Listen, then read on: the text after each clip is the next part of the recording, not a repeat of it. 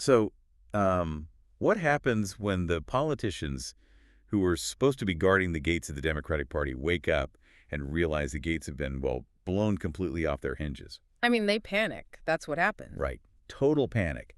Today, we are looking at a localized political earthquake in New York City that has the national media scrambling.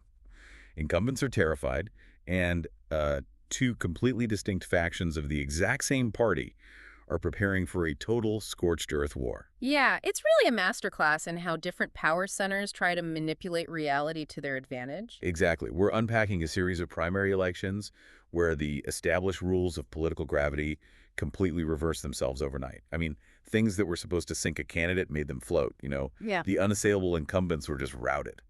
And the battle lines being drawn right now, they aren't just about who won a few seats in New York. They're fundamentally about who gets to define what the Democratic Party is, who it serves, and what it represents on a national scale. Which is huge. It's a live stress test of the American political machine. Oh, absolutely. You have the raw data of an election on one side, and on the other, you have this frantic multi-million-dollar effort by the media and political insiders to build a narrative that protects the status quo.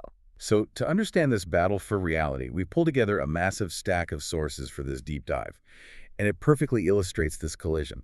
First, we have the actual transcripts from a highly revealing CNN panel discussion that breaks down the raw numbers of the primary. Right, the hard data. Yeah, the hard data. But then we have an MSNLW segment featuring Joe Scarborough, which gives us this pure, unadulterated look at how the centrist media establishment is trying to spin this whole thing. And the spin is fascinating, to be honest. It really is. Then, to get the absolute polar opposite perspective, we are pulling from a fiery broadcast by the left-wing YouTube political commentator Vaush. A very different vibe there. Very different. And finally, because we need to understand the institutional immune system that's fighting back against this insurgency, we're doing a deep dive into the biographical Wikipedia page of Melissa DeRosa. She's this quintessential political insider who just launched a vicious public attack on the winners. So we're putting all these competing realities on the table to figure out what happens next. Exactly. Okay, let's unpack this. Imagine waking up and finding out the political gravity in your city has completely reversed. Let's start with the objective reality of the earthquake itself. What actually happened? Well, according to the CNN transcript, the epicenter was the New York City Democratic primaries. Mayor Zohran Mamdani, who, by the way, has only been in office for a very short 6 months. Right, brand new. Yeah, brand new. He used his newly acquired political capital to formally back 3 insurgent, explicitly pro-Palestinian candidates. And these are Claire Valdez, Brad Lander, and Daria-Liza Avila Chevalier. Correct. And the political establishment expected this to be a fringe effort, Yeah. just a symbolic protest vote. Like it usually is, right? Like it almost always is. But instead, all 3 candidates won. I mean, they swept the board. And they didn't just edge out minor figures. They completely dismantled entrenched, heavily funded incumbents. Yeah, the margins are what make this completely wild to me. You look at Dan Goldman, right? He lost his race by a 30-point margin. 30 points. A 30-point deficit for an incumbent with universal name recognition and massive funding isn't just an electoral defeat. That is a targeted eviction notice from the electorate. That's a great way to put it. And then you have Adriano Espaillat. This is a guy who isn't just a long-standing fixture in New York politics. He's the powerful chairman of the Congressional Hispanic Caucus. Yeah. And he was unseated by Chevalier. Taking down the chairman of a major caucus is, well, it's the equivalent of a hostile takeover of a core corporate division. It removes actual institutional architecture. It's like a team of undrafted rookies walking right into a dynasty's home stadium and just shutting them out. Exactly. And the CNN panel, specifically commentator Van Jones, made a very astute observation here. He said, we are looking at a new era. A new era, wow. Yeah. He noted that this is no longer just a loose grassroots movement waving signs in a park. Mayor Mamdani has engineered a machine. Okay, wait, I want to push back on that word, machine. Sure, go ahead. Because it implies a level of systemic control that usually belongs to the establishment. You're saying Mamdani built a machine, but wait, he's the mayor. He controls the levers of the city. Isn't this just a new boss using the exact same traditional levers of power as the old boss? I totally get that point. I mean, how is this fundamentally different from standard Tammany Hall-style politics? Well, what's fascinating here is the difference in the mechanism of mobilization and the underlying currency of the campaign. Okay, unpack that for me. So the traditional Democratic establishment's immune system is sort of like a bouncer at a club. It uses massive financial war chests and legacy media connections to check IDs, right? Yeah. To keep ideological insurgents out before the voters even really get a chance to know them. Right, they starve them of oxygen. Exactly. But the Mamdani machine didn't try to fight the bouncer on those terms. They found a backdoor. Which is what? They substituted corporate ad buys and consultant-driven polling with localized, highly motivated, peer-to-peer mobilization. Ah, so totally ground up. Right. They tapped into existing community networks, tenant unions, mutual aid groups, localized digital organizing, and they activated voters who are entirely alienated from the traditional party apparatus. Which brings us to the most shocking part of this entire event, at least for me. Look at the platform that actually won. It's definitely not your standard platform. Not at all. According to the CNN panel's detailed breakdown, Chevalier didn't run on palatable progressive tweaks, like slightly higher marginal tax rates or a public health option. Right, nothing safe. Her platform explicitly included abolishing the police, abolishing prisons, abolishing borders, seizing private property, nationalizing major industries, and questioning Israel's fundamental right to exist. It's a very radical slate. But looking at Chevalier's platform, abolishing borders and prisons, how does a platform that radical actually win against an established political machine? For the last 40 years, those positions were considered automatic self-destruct buttons for a campaign. Yeah, and the CNN panelists hit on the exact socioeconomic mechanism driving this. It really comes down to a profound affordability crisis that has fundamentally rewired voter risk assessment. Rewired risk assessment, Yeah. like they just don't care about the risk anymore. Kind of. The panel noted that the electorate in these districts is, to put it bluntly, broke. They are facing crushing rent, inflation, and a complete lack of material security. So they're desperate. Very. When a voter feels that the existing system is completely broken and fundamentally hostile to their survival, the traditional attack ads just lose their bite. Oh, I see. It's like if the house is already on fire, you care if the person offering you a hose is labeled a radical. Precisely. The establishment relies on the fear of scary labels like socialist or abolitionist to herd voters back to the safe, centrist incumbent. But fear of a label is a luxury for people who feel they have something to lose. Exactly. For a massive swath of this electorate, the fear of the status quo remaining unchanged was far greater than the fear of Chevalier's radical platform. Wow. They prioritized raw anger and a demand for systemic upheaval over political decorum. So the objective reality on the ground is that the old rules of political gravity money, incumbency, institutional backing, they failed spectacularly against an organized, angry populace demanding radical change. The gates were breached. The gates were totally breached, which naturally leads us to Section 2 of this drama, which is the desperate attempt by the institutional power brokers to explain to themselves and, to the country how this happened without admitting their own system is failing. And this is where it gets really interesting. It does. We are looking at the MSN&W segment with Joe Scarborough, and the spin cycle here is genuinely fascinating. The reaction from the centrist media is just as important as the election itself because it reveals the psychological defense mechanisms of the establishment. Yeah. How are they coping with this? Well, Scarborough, leading the charge on MSN&W, lays out a very specific, carefully constructed narrative. Okay. He explicitly argues that if the Democratic Party is looking for someone to blame for this catastrophic loss of incumbent seats, they should not blame Mayor Mamdani. Really? Not Mamdani. Nope. And they should not blame the broader progressive movement, and they shouldn't blame local demographic shifts either. So who does he blame? He places the blame squarely, 100%, on the shoulders of Israeli Prime Minister Benjamin Netanyahu. Wait, really? The argument he makes on air is entirely focused on foreign policy. Entirely. The transcript shows Scarborough detailing the last 4 years of Netanyahu's maximalist aims. He talks about the relentless televised bombardment in Gaza, the leveling of massive portions of Lebanon, the aggressive expansion and violence in the West Bank. So he's pointing to the international conflict as the sole catalyst. Yeah. Yes. Scarborough argues that this prolonged, highly visible military campaign has utterly destroyed Israel's standing with the American electorate. And therefore, it is absurd to be shocked when local Democratic candidates who unconditionally support Israel face massive electoral blowback. Here's where it gets really interesting, though. Scarborough uses a deeply personal anecdote to back this up, right? He does, and it's a generational analogy that is vital to understanding the media class's perspective. Yeah, walk us through that. He explains that his own generation grew up instinctively pro-Israel and skeptical of Palestinian causes. And the defining event that shaped his entire demographics worldview was the 1972 Munich Olympics terror attacks. Right, a huge historical touchstone. For half a century, that event served as the immovable moral framework for the conflict in the minds of American political leadership. But the voters today aren't referencing 1972. Exactly. He acknowledges that the voters who just unseated Dan Goldman and Adriano Espaillat are not watching grainy footage from 1972. They're watching high-definition, real-time footage of indiscriminate bombing in Gaza and Lebanon on their phones.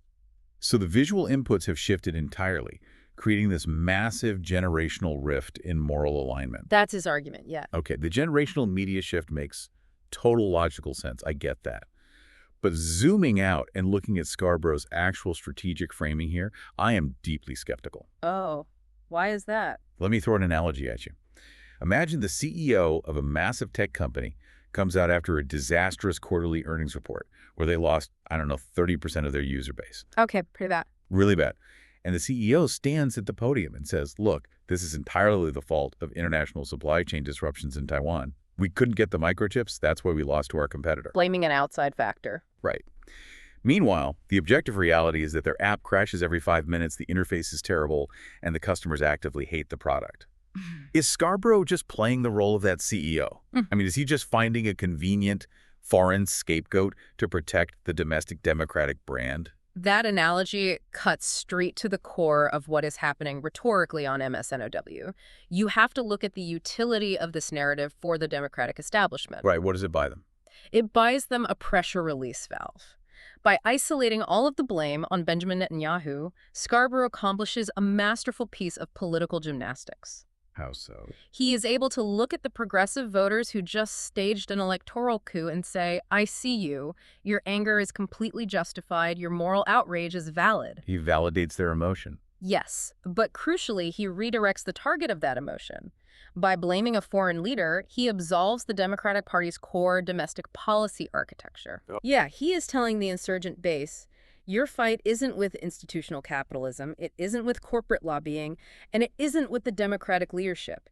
Your fight is exclusively with this one specific, highly unpopular foreign prime minister. It is a total containment strategy.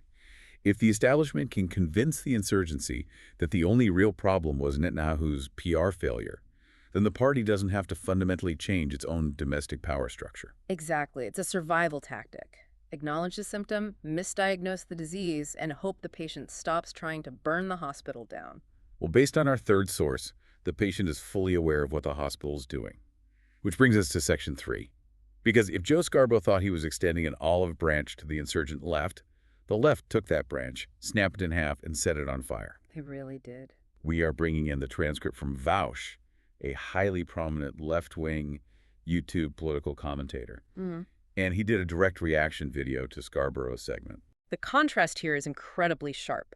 Where Scarborough positions his commentary as a sober, moral awakening to the realities of the Middle East, Vaush views the entire MSNOW segment with absolute, unvarnished contempt.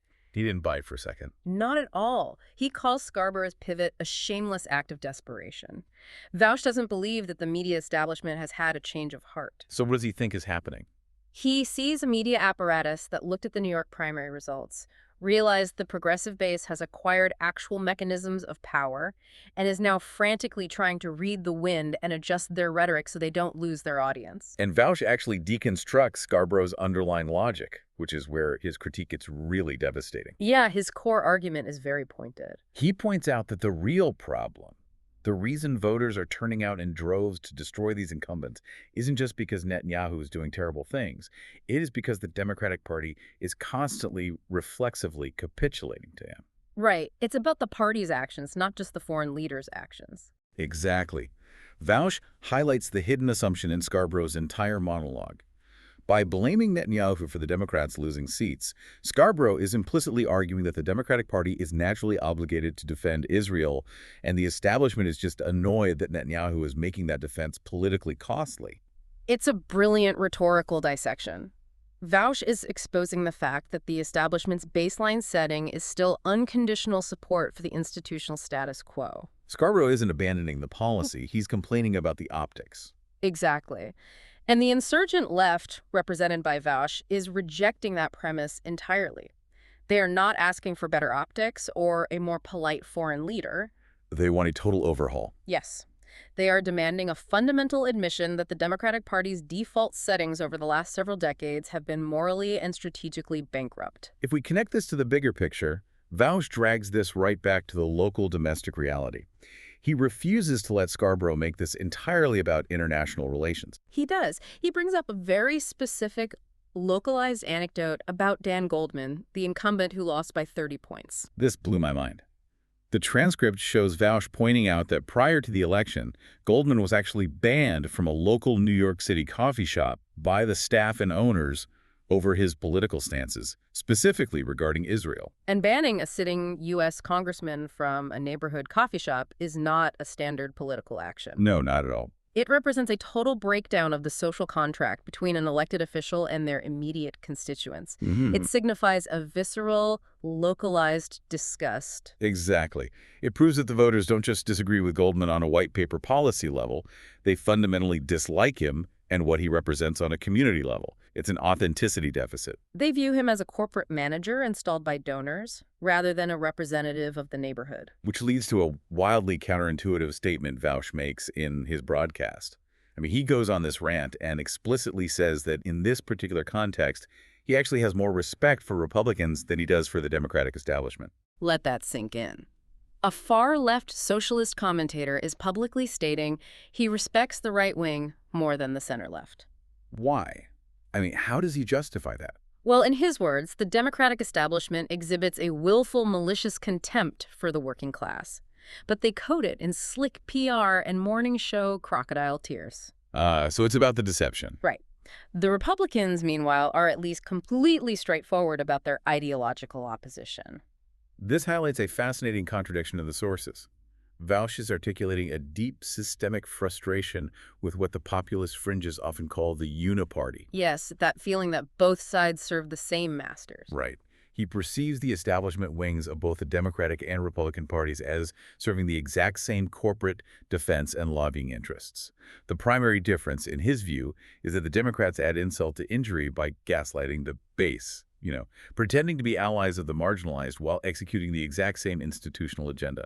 So when Joe Scarborough suddenly pivots and blames Netanyahu, Vaush doesn't see an ally evolving. He sees a manipulative manager trying to pacify a strike without increasing wages. Okay, but hold on. Let me challenge the strategic wisdom of the left here. Yeah. The Mamdani-backed candidates just won, right? They pulled off a historic upset. They hold the power now. They do.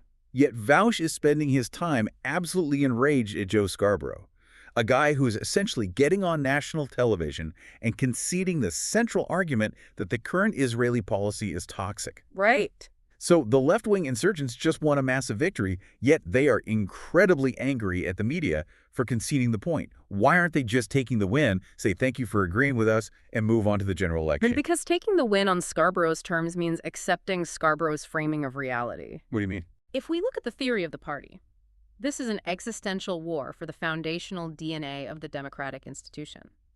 If the left accepts the narrative that Netanyahu was the only problem, they allow the establishment to maintain control of the party's ideological boundaries. Oh, I see. Vaush doesn't want the establishment to just concede a single point on foreign policy. He wants them to surrender the entire institutional apparatus. He wants them to admit that their reliance on mega donors, their consulting class, their corporate packies, all of it is a corrupt failure. Exactly. If they let the media neatly package this victory as a foreign policy anomaly, the establishment survives to fight another day. The left wants total capitulation. They want to tear the house down to the studs, and the establishment is trying to offer them a fresh coat of paint in the living room. That's a perfect way to describe it. Which brings us to Section 4. Because while Joe Scarborough is trying to paint the living room and pacify the left, There is another faction of the Democratic establishment that has zero interest in appeasement. The old guard strikes back. Right. They aren't spinning, they aren't pivoting, and they certainly aren't blaming Netanyahu. They are going scorched earth. We are looking now at the reaction from Melissa DeRosa. She appeared on the exact same CNN panel we discussed earlier, ostensibly to provide the traditional insider perspective on these primary results. But the rhetoric she deploys is so vitriolic, so intensely hostile, that it completely shatters any illusion of party unity. It's explosive. Yeah. She goes on live, national television, and aggressively labels these victorious, Mamdani-backed socialist candidates as parasites. That is her word, parasites. Yes. The transcript shows her laying out this theory that these far-left candidates realized they could never win a national or statewide election under their own third-party banner. So what's her claim they're doing? She says they've made a calculated decision to latch on to the Democratic Party, feed off its resources, its ballot access, and its historical infrastructure, with the ultimate biological goal of killing the host. Using biological warfare terminology, I mean, words like parasite and host, that is a massive escalation. It moves the discourse from a political disagreement to an existential threat assessment. To understand exactly why she is reacting with such visceral disgust, we have to understand who Melissa DeRosa is. She's not just a random pundit. We did a deep dive into her biographical Wikipedia page, and her background reads like a laboratory-engineered prototype of the ultimate political insider. She is the physical embodiment of the establishment that Vaush is trying to destroy. Let's walk through this resume because it is staggering. According to the Wikipedia source, she started interning for the political director of the New York State AFL-CIO when she was 16 years old. 16. 16. Most kids are getting their driver's licenses. She is already being integrated into the state's highest political labor structures. She attends a prestigious private girls' school in Albany. She graduates from Cornell University. And this isn't just about merit. It's about a sprawling ecosystem of access. Right. Tell us about her family. Her father, Giorgio DeRosa, is a senior partner at a massive, highly influential lobbying firm in Albany. The Wikipedia page explicitly notes that both her brother and her sister also work at that exact same lobbying firm. Wow. And to complete the circle, she married Matthew Wing, who was a former press secretary for the governor and became a senior communications officer for Uber. She is quite literally married to the intersection of corporate tech and state power. She represents a literal aristocracy of access. Her entire existence, from adolescence onward, has been cultivated within the revolving doors of consulting, corporate lobbying, and elite electoral politics. And she eventually rose to become the secretary to former New York Governor Andrew Cuomo. Which is a huge deal. The New York Times described that specific role as the most powerful appointed official in the entire state. She was the gatekeeper to the gatekeeper. But with that level of entrenched power comes exactly the kind of institutional rot that fuels the populist rage. Right. The Wikipedia page doesn't just list her accomplishments. It details a staggering array of controversies during the Cuomo administration that perfectly illustrate the left's argument against the establishment. The VIP testing is one of the most glaring. Yeah, we're talking about reports that her father's lobbying firm, along with other highly connected VIPs, received priority, expedited access to extremely limited COVID-19 testing in the early, terrifying days of the pandemic. While regular citizens couldn't get tested at all. Exactly. That specific detail, the VIP testing, is incredibly damaging because it validates the core populist narrative, right? Oh, absolutely. It validates the idea that the establishment views itself as a fundamentally different class of citizen, entitled to life-saving state resources simply by virtue of their proximity to power. Yeah, and it didn't stop there. The source details her direct involvement in the nursing home scandal, where aides altered a state health department report to obscure the true, much higher death toll of COVID-19 in nursing homes from the public and from federal investigators. They massaged the data to protect the governor's political brand while people were dying in state-regulated facilities. It's just wild. And finally, her tenure ends when she resigns in the wake of the state attorney general's devastating report, concluding that Governor Cuomo had sexually harassed multiple women. A report that explicitly described Rosa as participating in the administration's aggressive response to those allegations, which included circulating information about the accusers to damage their credibility. So when you take that entire history, the lobbying family, the VIP testing, the data manipulation, the defense of a disgraced governor, and then she transitioned smoothly into private sector advisory work and a comfortable chair on a CNN panel, you could see exactly why the insurgent left views her with such intense animosity. Vaush's reaction to her is brutal. He responds to her parasite comment by mocking her as a deep state grooming cultist. Ouch. Yeah. He paints her as an aristocrat, so deeply insulated by wealth and access that she is completely incapable of understanding a genuine organic grassroots movement. To Vaush, she has never felt the consequences of the policies she enacts. This is the theory of the party debate playing out in its most toxic form. It really is. Let's look at it from DeRosa's perspective for a second. To the insider class, the Democratic Party is an enduring, sacred institution. It is a complex, delicate machinery of donor networks, union alliances, and historical branding built over generations. They view themselves as the stewards of this institution. Right. When an outsider like Chevalier runs on a platform of abolishing borders and seizing property, DeRosa genuinely views it as an invasive species trying to hijack and bankrupt her life's work. I want to frame it with a corporate analogy. The establishment views the Democratic Party like a historic family business. Okay, a family business. They built the supply chains, they secured the funding, they established the brand. Suddenly, a group of radical socialist investors shows up, buys a controlling share of the voting stock in a hostile corporate takeover, and starts demanding the company liquidate its assets and change its name. To the board of directors, people like DeRosa, these new shareholders are corporate raiders. They are parasites stripping the company for parts. But the insurgents have a completely different definition of the institution. To the left-wing insurgency, a political party is not a family business, and it is not a sacred brand. It is an empty vessel. Just a tool. It is a legal and structural utility designed to execute the immediate will of the electorate. It's a public bus. If the voters get on the bus and demand it drive towards socialism, then the bus must drive towards socialism. The driver doesn't get to lock the doors and say, no, we only drive to the political center. Exactly. And this is where I have to push back on DeRosa's logic using Vaush's counter-argument. Vaush states it perfectly. The voters voted for us, That is how democracy works. It's hard to argue with the math. Goldman lost by 30 points. Chevalier crushed the chairman of the Hispanic caucus. If the voters in these actual districts are overwhelmingly choosing these insurgent candidates, how can the establishment legitimately call them parasites? That is the clash of definitions tearing the Democrats apart. Aren't they just representing the clear democratic mandate of the people who live there? By calling the candidates parasites, isn't DeRosa essentially calling the voters themselves parasites? That is the fatal flaw in the establishment's scorched earth rhetoric. In their zeal to protect the institution, they end up declaring war on their own base. Right. They are telling the primary voters that their choices are illegitimate. And that kind of open contempt is exactly what causes the institutional architecture to collapse.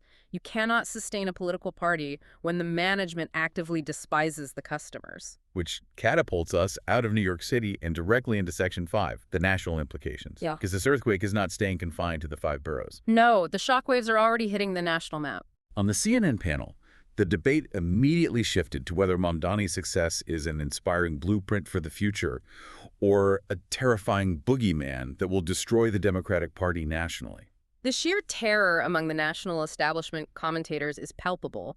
The strategic fear is that the Republican Party will weaponize these localized victories. How so? They look at candidates like Chevalier, who are on the record demanding the abolition of borders and the seizing of private property, and they see an endless supply of attack ad material. Oh, I see. The fear is that the GOP will take Chevalier's face, put it on a mailer in every moderate purple swing district in the country, and say, this is the new Democratic Party. If you vote for the moderate Democrat in your district, you are empowering the radicals in New York. It's the guilt by association playbook. The CNN panel specifically highlighted how this plays out in real time, pointing to a congressional race all the way up in Maine, featuring a candidate named Graham Plattner. Maine is a massive cultural and geographic distance from the Bronx. Huge distance. But the fear is that a local progressive victory in New York can be used to paint a moderate candidate in Maine as a dangerous radical, potentially costing the party control of the House of Representatives. And this dynamic places national Democratic leaders in an agonizing, almost impossible position. The panel discussed the immense pressure this puts on figures like Senate Majority Leader Chuck Schumer and House Minority Leader Hakeem Jeffries. Both men are the ultimate avatars of the national establishment. But their power base, their literal home turf, is New York. They are caught squarely between the establishment and the insurgency. They are sitting atop a national party structure, while the foundation beneath their feet is actively being overrun by a populist insurgency that despises them and everything they stand for. How does Hakeem Jeffries maintain discipline in a national caucus when a growing, highly vocal, mathematically victorious faction of his own members believes his style of politics is a corrupt failure? He's trapped. He has to appeal to swing voters in Ohio while not getting primaried by a Mamdani-backed socialist in his own backyard. But I want to look at the progressive counterargument to this establishment panic, because the left-wing commentators on that CNN panel absolutely rejected the premise that their radical platform is an electoral liability. They really don't care about the labels. And their defense boils down to three words that we discussed earlier. People are broke. That is the core wager of the populist left. The establishment believes elections are decided by maintaining a safe, moderate brand to appease the center. And the insurgents believe elections are decided by base turnout, driven by material desperation. The left argues that the national affordability crisis, the cost of housing, healthcare, and basic survival, is so severe that traditional ideological labels have lost their power. They are betting that if you offer a voter genuine aggressive economic populism, policies that promise to materially redistribute wealth and challenge the billionaire class, that voter won't care if the candidate is labeled a socialist on a Republican attack ad. Precisely. They believe authenticity and material promises will always beat defensive posturing. The progressive argument is that a swing state worker who can't afford their rent doesn't care about a debate over abolishing the police as an abstract concept. They care about who is actually acknowledging their economic pain. And by running to the center and trying to appease everyone, the left argues the establishment offers nothing, inspiring no one and depressing turnout. So put yourself in the shoes of a swing state voter. You are watching this New York earthquake on the news. You see entrenched, well-funded incumbents getting absolutely crushed by grassroots candidates running on explicitly radical platforms. How do you interpret this? That's the million-dollar question. Do you see Mamdani's success as an inspiring, necessary uprising that is finally forcing a stagnant, corrupt political class to listen to the material needs of working people? Or do you see it as a terrifying, chaotic lurch to the extreme that will destabilize the government and guarantee a Republican landslide? There is no middle ground here. None. The way millions of Americans answer that specific question in their own minds is the exact mechanism that will decide the next national election. This raises an important question. What we are witnessing is not unprecedented in American politics, but it is unprecedented for the modern Democratic Party. How do you mean? The Democrats are currently experiencing the exact same existential structural crisis that the Republican Party endured over the last 15 years with the rise of the Tea Party, which eventually evolved into the MeLoRidAI movement. Oh, wow. It's the Tea Party of the left. It is a highly motivated, ideologically pure, digitally organized populist takeover attempting to hijack a legacy party infrastructure from the inside out. So can a traditional party infrastructure survive a highly motivated, ideologically pure populist takeover, or will the establishment eventually have to bend the knee? That is the critical question for the next decade of American politics. Can the elite consultants, the corporate mega donors, the entrenched incumbents, the Melissa DeRosas of the world survive the sustained assault? The Republican establishment tried to fight their insurgency and eventually had to surrender the party apparatus entirely. The Mamdani machine in New York just proved that the Democratic gates can be breached. The walls are not invincible. The next few election cycles will determine if the establishment can somehow rebuild those walls, or if they will be forced to hand over the keys to the castle. It's going to be a very bumpy ride. Let's take a breath and briefly recap the incredible journey of this deep dive. We started from a localized but seismically powerful electoral shock in the New York City Democratic primaries. We watched Mayor Mamdani's insurgent grassroots machine bypass the establishment's immune system to pull off a stunning hat trick, unseating powerful incumbents like Dan Goldman and Adriano Espaillat, with candidates running on platforms that included abolishing borders and prisons. From there, we tracked the frantic response of the institutional power centers. We saw the centrist media, led by Joe Scarborough on MSNRW, desperately try to spin it by blaming the entire phenomenon on the foreign policy of Benjamin Netanyahu. A strategic attempt to validate voter anger while protecting the domestic Democratic establishment from scrutiny. We then explored the furious, uncompromising backlash from the populist left. Vaush completely dismantled the media's spin, rejecting it as a shameless pivot. And when the spin failed, we witnessed the establishment resort to scorched earth tactics. Melissa DeRosa labeled the victorious socialists as parasites, exposing an irreconcilable, fundamental clash over what a political party is supposed to be. Which finally brought us to the national stage. The sheer terror among establishment leaders that these left-wing victories will be weaponized by Republicans in swing districts contrasted directly against the progressive conviction that raw economic populism will overcome any fear of radical labels. It is a massive multi-front war for reality. And looking at the absolute unrestrained vitriol between these two factions, it leaves us with a truly provocative final thought. I'm ready. What if the traditional two-party system in America is already functionally dead and we just haven't admitted it yet? Dead? What do you mean by dead? What if what we are watching on these CNN panels and YouTube streams isn't one unified political party having a spirited internal disagreement? What if we are actually looking at two completely distinct, mutually exclusive political parties? The corporate establishment party and the populist insurgency party. Oh, man. They have different funding structures, different media ecosystems, different moral frameworks, and entirely different definitions of democracy. And the only reason they are fighting each other so viciously is because the rigid, mathematically restrictive American electoral system forces them to share the exact same house. Because they don't have the structural freedom to build separate third parties under our current laws. Exactly. So the real question isn't whether these two factions can eventually reconcile and find common ground.